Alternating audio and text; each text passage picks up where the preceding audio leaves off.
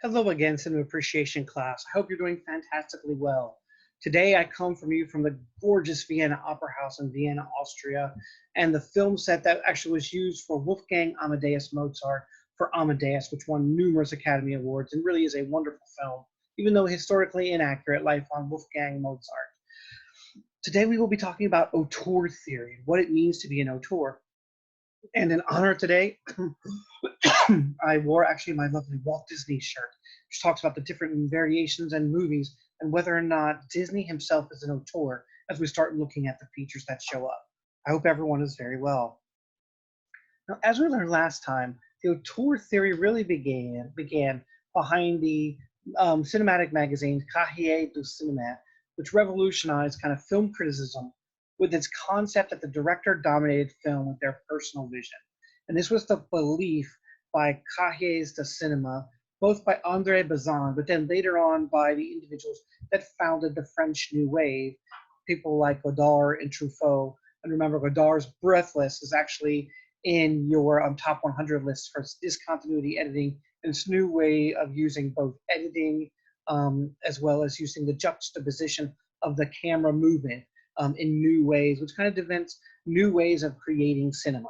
So it basically took the montage theory, which it used exclusively out of the Soviet rendition. It challenged the nature of what camera movement and what camera distortions had done and how the way editing was done from classical Hollywood, put them together with a new modernistic flair and developed this basically new modern way of looking at filmmaking that we call French New Wave, which is one of the most important movements in the history of film, really kind of building off some of the things that were coming out in the aftermath of World War II and the new development for a youth culture that was coming out that wanted to go, 18 to 25 or 35 individuals that wanted to go to see the cinema. So it was a cinema against their papa, breaking the rules of earlier tradition and creating the modern day, of which Quentin Tarantino, Tim Burton, other people are considered potentially auteurs.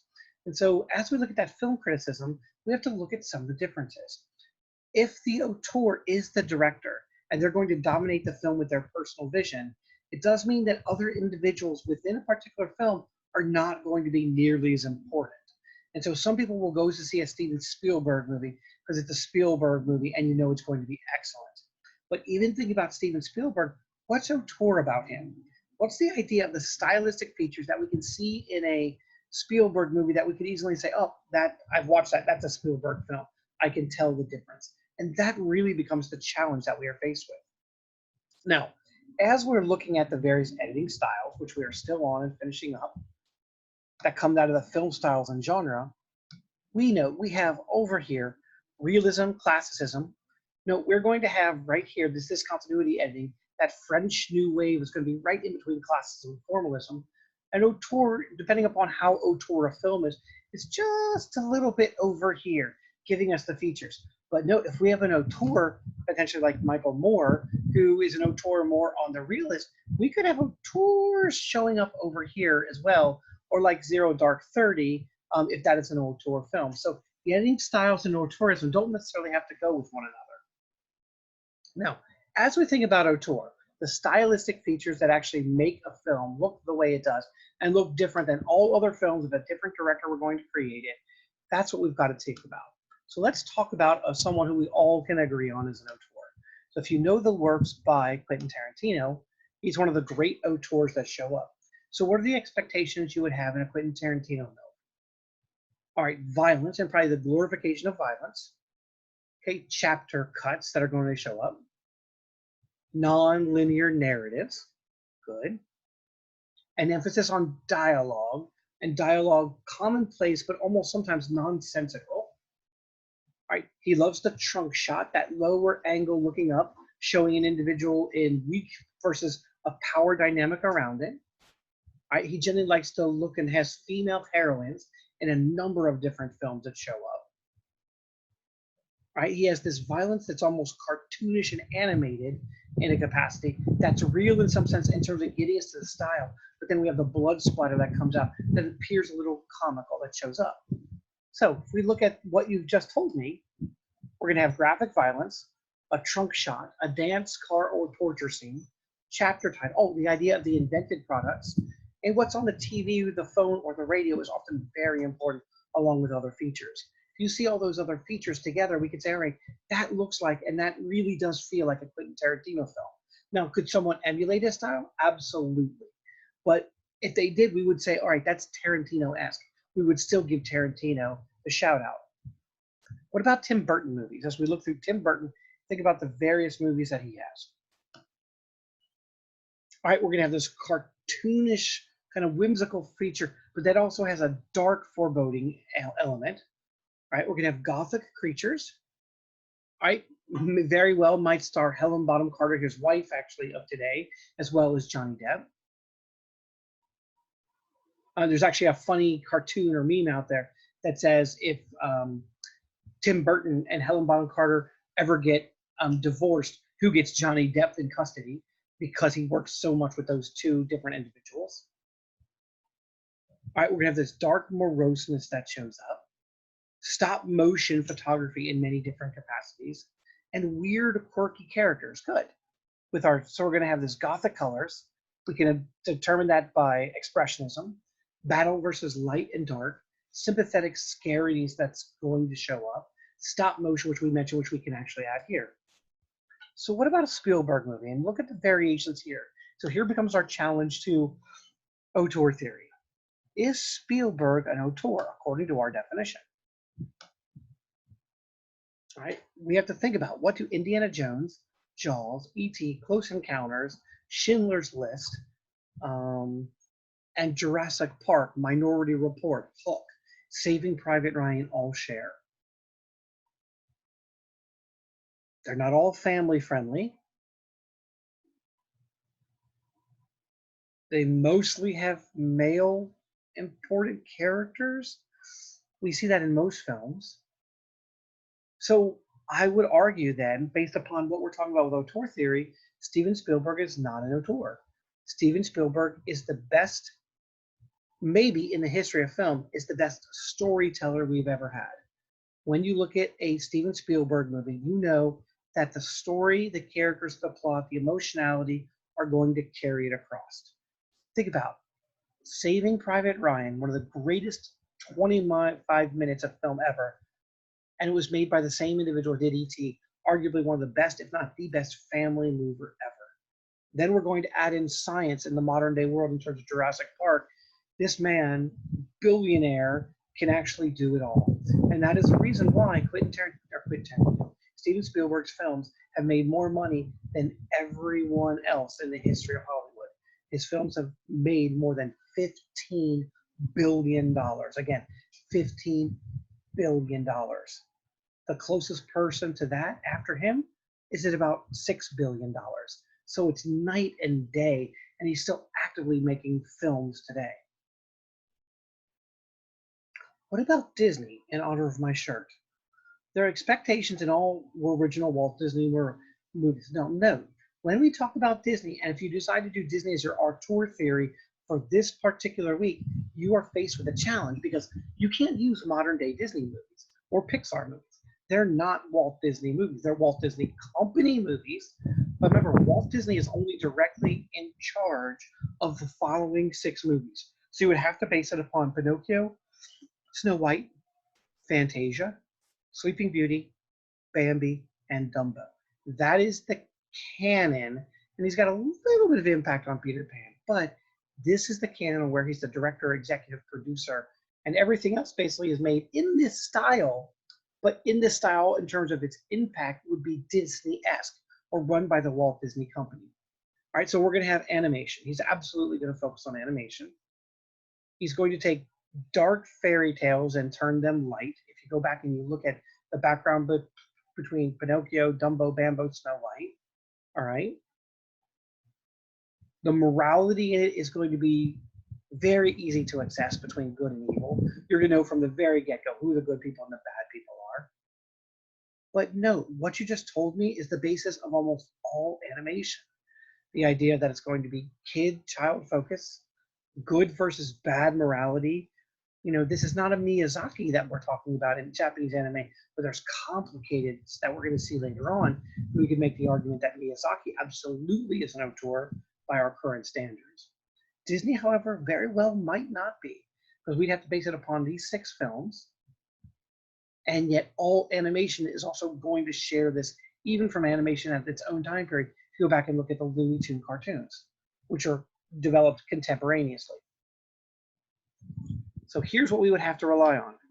Disney happy endings. We have that in most animation and most movies. Simple battle of good and evil. Most movies, look at the Avengers, that simple battle of good and evil. Animated storytelling, so we're going to use animation. He does have many other films that are not animation, but this is what he's known for. All right, one aspect we could talk about is the idea of hidden Easter eggs, which show up indicating other elements in the near future. And that's largely because he paid his, he was so involved with the process that he paid his animators if they could sneak anything behind him or in front of him on camera that he missed, he would give them an extra $5 in their paycheck. And so that's the birth of Easter eggs we talked about on day 1. And finally, the 3 level of carousel animation, at least during his own, the cell animation, where you have the background layer, the middle ground layer, and that was just the style of animation of the time period. So really, there's not that much that distinguishes from an auteur. You could make the case, but I think you have a pretty weak case here. So here becomes one of the challenges to auteur theory. If auteur theory is accurate, that the director is the most important person for all films, then what are we going to do with the actor? It does mean that the actor has become far less important. And yet there are many of us, me included, who there are certain actors or actresses that you see and you'd be like, I'm going to see that. I don't care what the topic is. For me, I have to go and see everything done by Meryl Streep. She is, I think, if not the best actor or actress that has ever lived, she's clearly in the top 3 or 4. My favorite thing they say about Meryl Streep is I love when a female actress comes up on stage during the Academy Awards and Oscars, and it's happened more than once. Kate Winslet did it once when she won her Academy Award, saying, I'd like very much like to thank Meryl Streep for not being in a great movie this year, or for not being in a movie at all this year, or for taking a risk on a more challenging character this year. They thank her for not participating because everyone knows she's just better than everyone else, which at least currently she has 18 Academy Awards and numerous nominations and numerous wins. 18 in a film career that only lasted about 30 years. That's remarkable. Jack Nicholson, we think is one of the greatest actors of all time, only has 12. And he only has 4 or so wins in those categories. And so we're basically minimizing everything else. There are films that people go to see you on paint, where you want to see the best fighting choreography. We're saying, well, it's not as important as the author himself. So here in the United States, where we have large-scale corporations, Walt Disney Studios, MGM, Warner Brothers, that focuses on particular topics, we often will have to, or the author, the auteur, the film director, will often have to curtail their way of thinking about a film to the needs and ideas and visual elements that a major studio or a major actor may want. So Tom Hanks can actually make suggestions because he is important enough to make those changes that show up. So not every film you see in the United States or around the world then is an auteur film. And not every one of those auteur films particularly shows all the different features that show up. Now, as we talked about last time, we see much more auteur overseas than we do because of the big budget entertainment, massive aspects that show up. Last time we talked a little bit about international films, and actually the time before that as well, in terms of the editing techniques and the number of shots on average. The difference between, remember, we've seen a bunch of international styles now. We've actually studied German Expressionism to give you that angular cut from the Cabinet of Dr. Caligari as one of our top 100 films of all time. We've looked at the Soviet montage theory coming out of Pudovkin, Eisenstein, and Kuleshov as one of the major forms. We've looked at French New Wave, challenging those forms and bringing what Hollywood and international films from montage theory have brought together. We looked a little bit at the movement of the Swedish classical films, and particularly of Ingmar Bergman a couple of different times when we actually saw him in some of our videos, specifically talking about the philosophical concerns or the chess player in the Seventh Seal trying to extend his life of active versus stasis. We have looked, and I've mentioned third world cinema, the idea of that cinema that challenge the nature of what cinema is, because it's really made as propaganda film, try to get a message out to overthrow or revolt against an oppressive regime or government. We haven't seen any of those, but they're very rare. We can look at Cuba, Brazil, but we talked briefly about that. And we've looked at Italian neorealism that shows up. So we've seen a number of different aspects of international films. So in international films, art and philosophy are generally primary. Whereas we've talked about before in Hollywood American films, it's all about entertainment and the story are primary. International films have a global perspective more likely. And that's because they were the colonizers. They went to see other parts of the world. They started very early on traveling. Our American films are all about our superpower status. And in many cases, they're very nationalist. Captain America, things that happen to here, things that happen to Americans. We're much more holistic in terms of a national approach to filmmaking, what's taking place in America or to Americans. International films have a deeply philosophical understanding, and you generally want to go out and talk with individuals at a bar or a cafe afterwards and sit around and just talk about the film and what it means in terms of the meaning of life, death, happiness, whatever philosophical concern happens. In Hollywood, we really want the idea to be on entertainment and empathy. Oh, I feel badly for that individual because such and such dad died. I'm so glad I had a happy ending for him. So it's much more about entertainment. We generally don't sit around talking about these things for long periods of time. Our films don't lend us to this, right? With all the action that takes place, with the more number of scenes, there's not that much to talk about. It all gets wrapped up for us.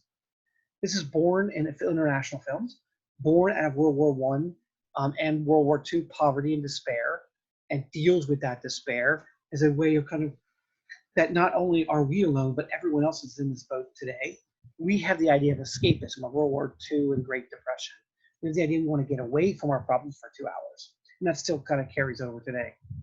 International films focus on larger human questions, philosophical questions, meaning of life, death, liberty, freedom. Hollywood's emphasis is really much more on profit.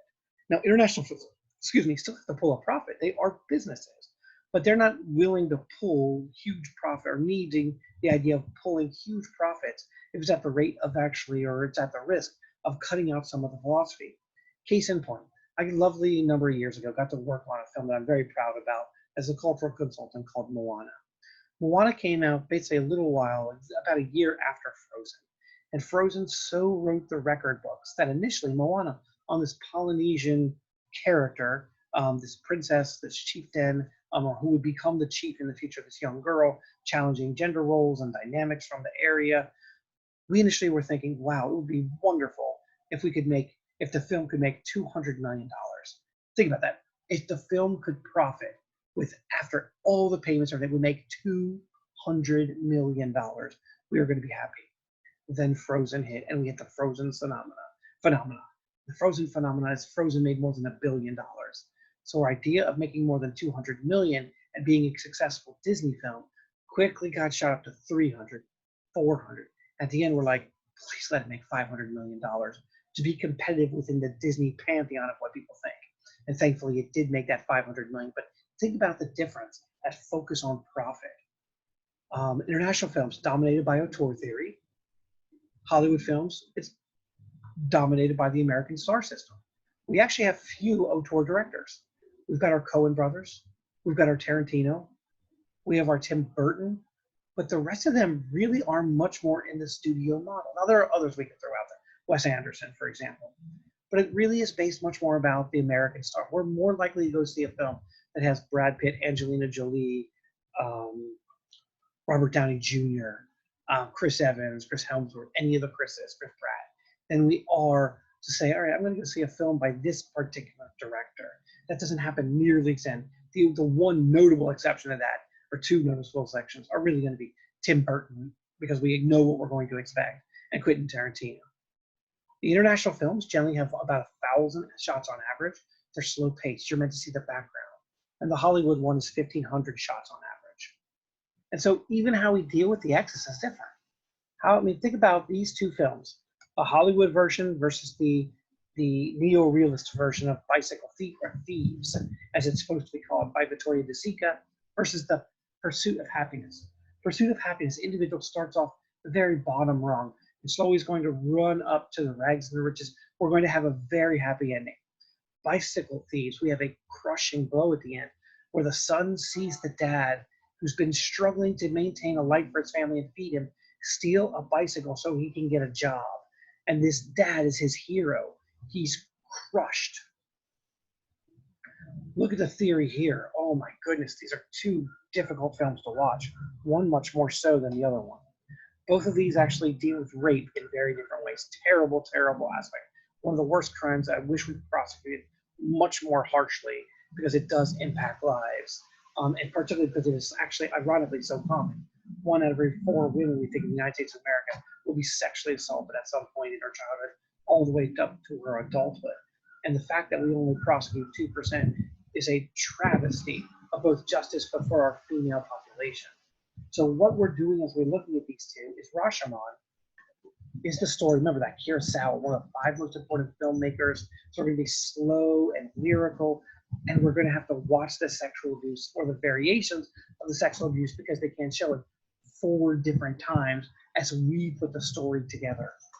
Each time we hear it from a different perspective, from the person who claims they're not a rapist and that it was that the woman just wanted to have sex, from the husband who had to watch the potential sexuality or rape that took place that we don't know enough about, from the woman's perspective, and from the woman's dead ghost perspective. So you have to relive the experience over and over and over, trying to put the details and thinking, oh my God, this woman was probably raped, and how awful it is, particularly for her husband and herself to go through in front of other individuals, the humiliation, as well as the shame that often comes from this crime, which is no fault to do at all of the woman. Versus Jodie Foster, the brave one, a horrific opening 10-minute sequence where she is gang raped in a bar and then wakes up in a hospital, basically kind of putting her life back together and all the pieces of this horrific crime. But then she seeks vengeance out and kills those bastards who raped her. And we're kind of rooting for that. It's a very different ethical morality that shows up. Redemption versus the idea of dealing with the philosophical issue and how awful a crime it is.